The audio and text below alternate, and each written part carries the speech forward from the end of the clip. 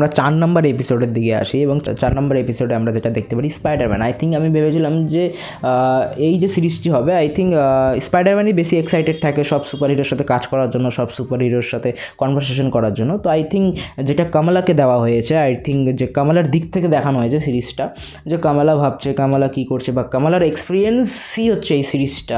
I think আমি ভেবেছিলাম এটা হয়তো স্পাইডারম্যানের দিক থেকে দেখানো হবে, বাট না, সামহাও এটা কামালার দিক থেকে দেখানো হয়েছে। তো আমরা দেখতে পারি যে আমাদের ব্ল্যাক প্যান্থার, স্পাইডারম্যান এরা সবাই একসাথে রয়েছে, তারা ওয়াকান্ডার দিকে যাচ্ছে। তাদের হোপ ছিল যে ওয়াকান্ডাতেও হয়তো সমস্ত কিছু ঠিক থাকবে আর সেখান থেকে তারা হয়তো কিছু একটা শুরু করবে, বাট সামহাও আর তারা ওয়াকান্ডাতে ঢুকছিলেও টাইম স্টোন না, আই মিন কী বলে ওটাকে, সোল স্টোনও না, কি ওটা, মাইন্ড স্টোন, তারা মাইন্ড স্টোন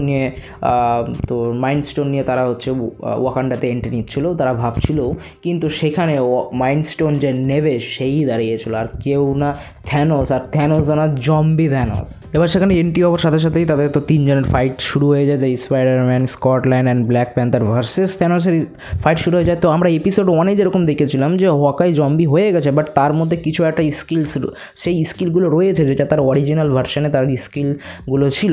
বাট থ্যানোসের ক্ষেত্রে আমরা দেখতে পারি যেহেতু সে জম্বি আছে, তো সে পুরোপুরিভাবে সে মাইন্ড লাগিয়ে স্টোনগুলোকে ইউজ করতে পারছে না, কারণ অলরেডি তার কাছে 5টা স্টোন রয়েছে, খালি মাইন্ড স্টোন তাদের কাছ থেকে নেওয়ার জন্য সে ফাইট করছে। তো পুরোপুরিভাবে সে বুদ্ধি দিয়ে সেই ফাইটগুলো করতে পারছে না। আর এরকম একটা সিনে আমরা দেখতে পারি যে সে এরকম করে চেক করছে যে হ্যাঁ, সে টাইম স্টোন দিয়ে আগে পিছিয়ে করছে সময়, এটা আমরা দেখতে পারি। হয়তো এরকম হচ্ছিলো যে পুরোপুরিভাবে সে শিখছে, সে টাইম লাইনের হিসেবে সে ততক্ষণে হয়তো সে জম্বি অলরেডি হয়ে গেছে। আর এটাও এরকমের জিনিস আমরা হাল্কের উপরেও দেখতে পারবো, যেটার উপর আমরা আসছি। তারপরে এই ফাইট সিকোয়েন্সের মধ্যে এই ফাইট চলতে যখন সমস্ত কিছু বেশি হয়ে যায়, ব্ল্যাক প্যান্থার, স্কটল্যান্ড এবং স্পাইডারম্যানের উপর যখন এই জিনিসগুলো ভারী হতে শুরু করে, তাদেরও কষ্ট হতে শুরু করে, ঠিক আবারও সেখানে থরের এন্ট্রি। এবার কিছুক্ষণ আগেই বলেছিলাম যে থরের এরকম মুখ কেন পুড়ে গিয়েছে, এক সাইড কেমন পুড়ে গিয়েছে, এবার ওটা হচ্ছে। এবার থ্যানোসের সাথে ফাইট করার সময় থ্যানোস পুরোপুরিভাবে সব স্টোনের যে পাওয়ার, যেটা আমাদের ইনফিনিটি ওয়ারেও দেখিয়েছিল, বাট স্টর্ম ব্রেকার দিয়ে থর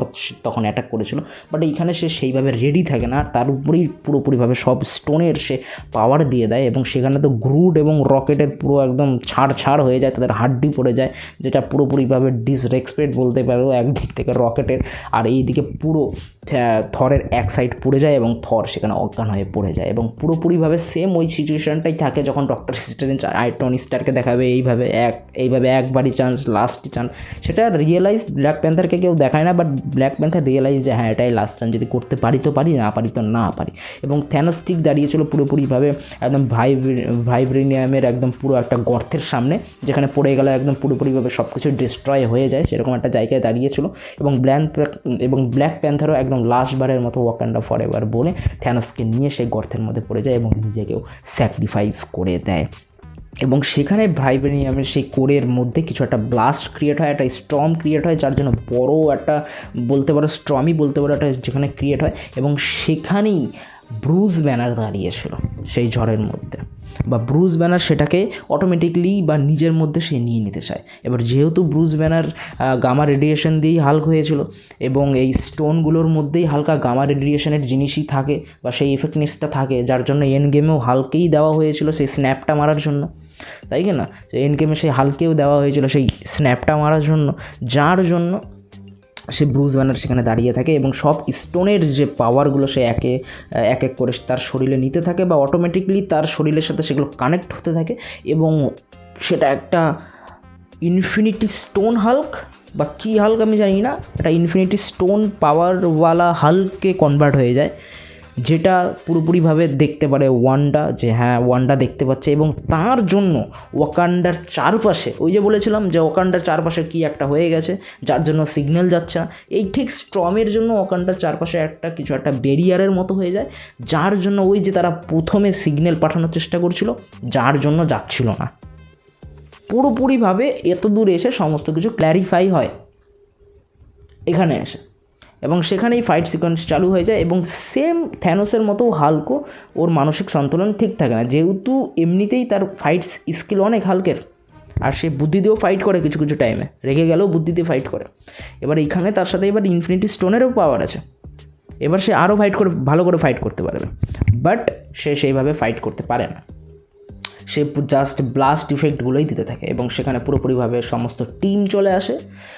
এবং কোথা থেকে আসে, মাঝখানে তাদেরকে যখন তারা স্পেস থেকে যখন পড়ে, তাদেরকে কামারতাজের লোকরা তাদেরকে সেই রিং ইউজ করে তাদেরকে নিয়ে চলে আসে এবং সেখান থেকে তারা সেই অ্যাটাকের ওখানটায় চলে আসে। তারা একসাথে টিম আপ করে এবং তারা হাল্কের সাহায্য করতে থাকে, তারাও সেখানে ফাইট করতে থাকে। কিছু কিছু সুপার হিরোর ব্যাডাস মুভমেন্ট দেখানো হয়, সমস্ত কিছুই। ওয়ান্ডাও সেখানে পেরে ওঠে না, অ্যাবমিনিশন যারা থাকে তাদেরকেও প্রায় হাল্ক হারিয়ে দিতে থাকে এবং সেখানেই ওয়ান্ডা থরকে পুরোপুরিভাবে সামানই বলতে পারো, হিন্দি ওয়ার্ড সামান করে।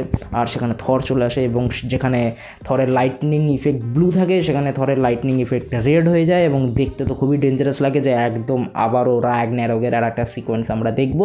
সেখানে থর ভালোই টেক্কা দেয়, সবাইকে ভালোই মেরে দেয়, বাট সেখানে থ্যানোস থরকে হারিয়ে দেয়, থরকে মেরে ফেলে।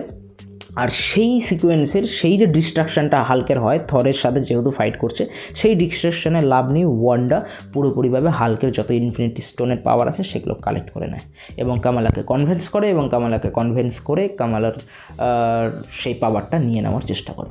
এবং তারপরেই এইভাবেই শোটা শেষ হতেই দেখা যায় যে কামালা তার বিছানা থেকে ঘুম থেকে উঠছে এবং কামালা ভাবছে সমস্ত কিছু ঠিক হয়ে গেছে এবং সে বাইরে এসে কিড বিশপকে দেখতে পাচ্ছে, উইলিয়ামসকে দেখতে পাচ্ছে। সে এটাকে একটা বাজে স্বপ্ন হিসেবে বাদ দিয়ে সে রিয়েলিটি চেক করতে থাকে, কিন্তু কিছু কিছু ফ্ল্যাশব্যাক সে দেখতে থাকে যে হ্যাঁ আবার জম্বি চলে এসছে। উইলিয়ামস বলছে যে এটা তোকে ভুল দেখানো হচ্ছে, স্বপ্ন দেখানো হচ্ছে, তুই বেরো ওখান থেকে, ওয়েক আপ, ওট।